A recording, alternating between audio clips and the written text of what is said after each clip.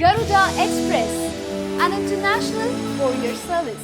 సిక్కిం సరిహద్దుల్లోని Doklam stand off కారణంగా భారత్ చైనాల మధ్య ఉద్రిక్తతలు తీవ్ర స్థాయికి చేరుకున్నాయి. గతంలో ఎప్పుడూ లేనంతగా రెండు దేశాల మధ్య సంబంధాలు క్షీణించిపోయాయి. ఈ నేపథ్యంలో చైనాకు ఆ దేశ మిలిటరీ హెచ్చరికలు జారీ చేసింది. చైనా తీసుకుంటున్న రాజకీయపరమైన చర్యలు భారత్ను మనకు మరింత దూరం చేస్తాయని, చివరకు ఆ దేశం తమను శత్రుదేశంగా భావించే సిచ్యువేషన్ తలెత్తుతుందని చైనా మిలిటరీ ఎక్స్పర్ట్స్ అంటున్నారు. భారత్పై చైనా మానసికంగా యుద్ధం చేస్తుందని, భూతలంపై జరిగే యుద్ధంలో భారత్ను చైనా ఓడించగలిగినా భారత నేవీని ఎదుర్కొనే సత్తా ఎంత మాత్రం చైనాకు లేదని చైనా మిలిటరీ తేల్చి చెప్పేసిందట. హిందూ మహాసముద్రంలో జల రవాణాను దృష్టిలో ఉంచుకొని ఈ వ్యాఖ్యలు చేసింది చైనా మిలిటరీ.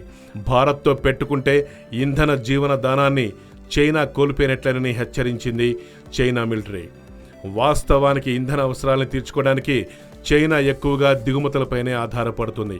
ఇందులో 80% వరకు రవాణా హిందూ మహాసముద్రంలోని మలక్కా జలసంధి ద్వారానే జరుగుతోంది. ఆసియాలోని తూర్పు దక్షిణ దేశాల్లో పోల్చితే భారత్ చాలా విభిన్నమైందని చైనా మిలిటరీ అంటోంది. భౌగోళికంగా భారత్ చాలా కీలకమైన ప్రాంతంలో ఉందని, చైనాకు అత్యంత కీలకమైన belt and road initiative energy life లైన్లను నియంత్రించగలిగే ప్రదేశంలో భారత్ ఉందని చైనా మిలిటరీ భావిస్తోంది. భారత్ను రెచ్చగొడితే ఆ దేశం వైరి వర్గంలో చేరే అవకాశం ఉందని హెచ్చరించారు.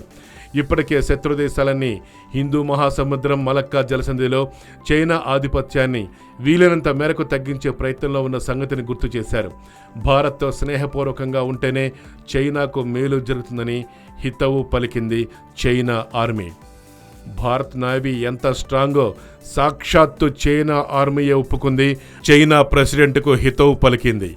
పైకి మాత్రం డ్రాగన్ దేశం మేకపోతు గాంభీర్యం ప్రకటిస్తోంది.